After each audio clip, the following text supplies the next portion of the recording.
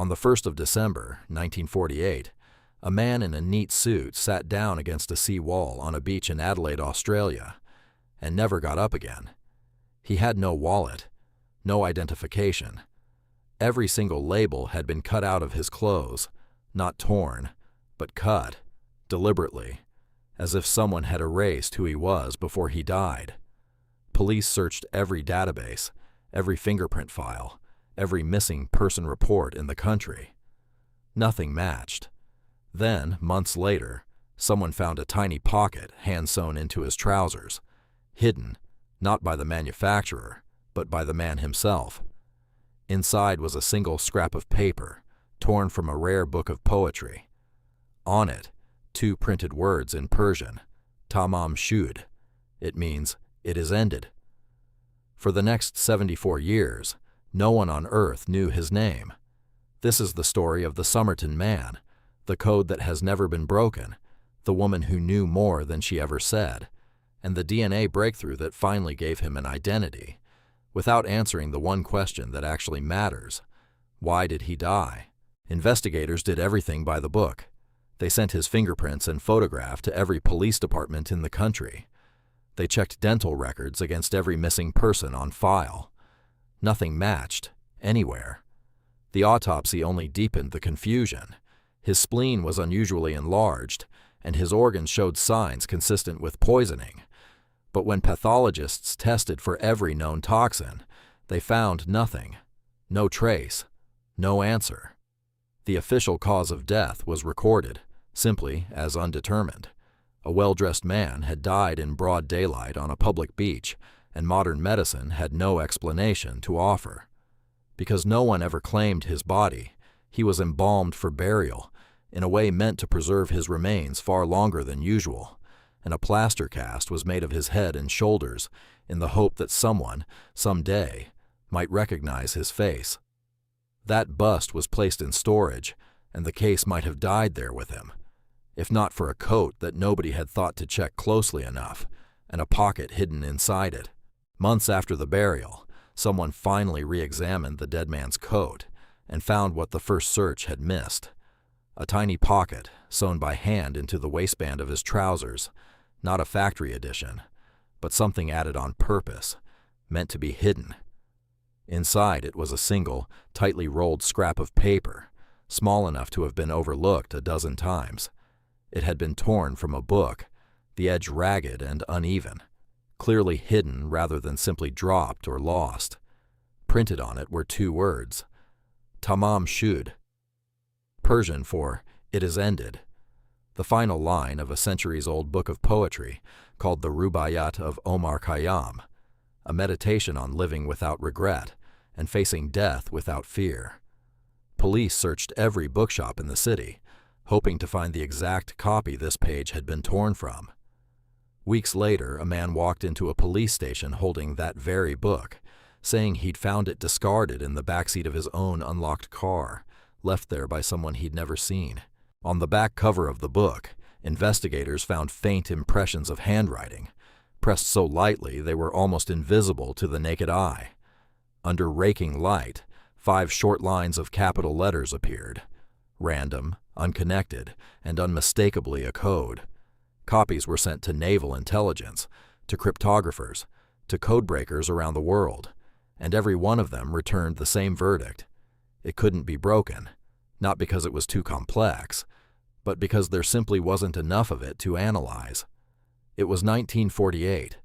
The Cold War was just beginning, and an unidentified man carrying a secret code was not treated as a curiosity. It was treated as a matter of national security. But the book held one more clue. Faintly penciled in the back cover, almost rubbed away entirely, was a phone number. When police finally traced it, it led them somewhere none of them expected: to a young woman who would spend the rest of her life refusing to explain exactly what she knew. The number belonged to a young nurse living less than a mile from where the body had been found.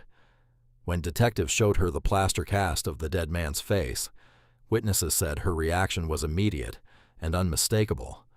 She appeared to recognize him instantly, and then, just as quickly, she denied ever having seen him before in her life.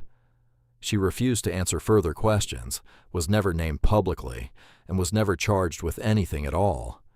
It later emerged that years earlier, she had owned an identical copy of that same rare edition of the Rubaiyat, and had given it to a man she once knew, a man who had served in army intelligence during the war, trained in codes, with access to exactly the kind of secrecy the Somerton Man seemed to be hiding behind. She lived for decades afterward. She married, she had a family, and she reportedly told her own daughter, in private, that there were things about the case she would take to her grave. She kept that promise. She died without ever saying his name aloud, in public, on the record, not once.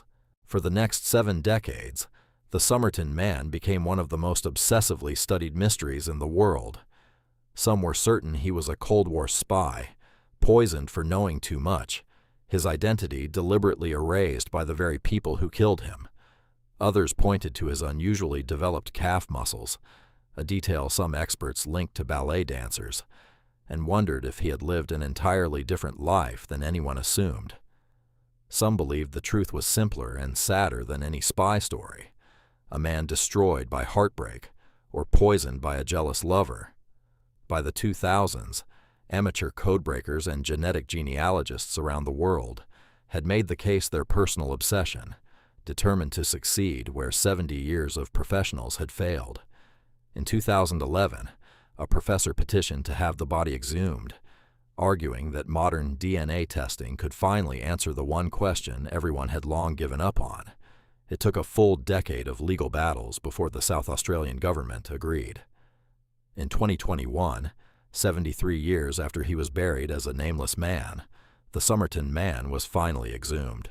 Scientists extracted DNA, not only from the exhumed remains, but from a single hair still trapped in the decades-old plaster cast. That DNA was run through public genealogy databases, building out a family tree one distant cousin at a time. For over a year, the tree grew, branch by branch, name by name, narrowing millions of possibilities down to a single family in Melbourne. In July 2022, researchers announced a name, Carl Charles Webb, an electrical engineer born in 1905.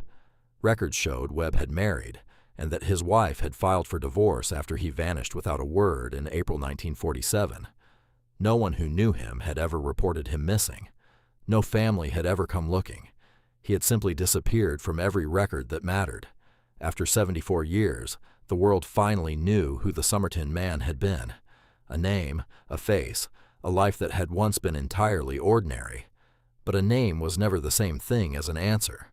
And the moment Carl Webb finally had one, an entirely new set of questions began. We now know his name. We still don't know why he was on that beach, why every label had been cut from his clothes, or why he carried a code that no one has ever broken. 77 years later, that code remains completely unsolved. Not one line of it has ever been definitively translated. The woman who recognized his face and said nothing took her reasons to the grave, and her family has never confirmed what, if anything, she truly knew. We still don't know how he died. No poison was ever confirmed, and no natural cause was ever proven. And we still don't know why a dying man would carry 2 words. It is ended, sewn into a hidden pocket, as if he already knew exactly what was coming. A name closed one chapter of the longest-running mystery in Australian history. It did not close the book. Carl Webb has a name now, but somewhere between a beach in Adelaide and a locked drawer of unsent answers, the real story of what happened to him remains unfinished. This has been The Dark Stories. Sleep well,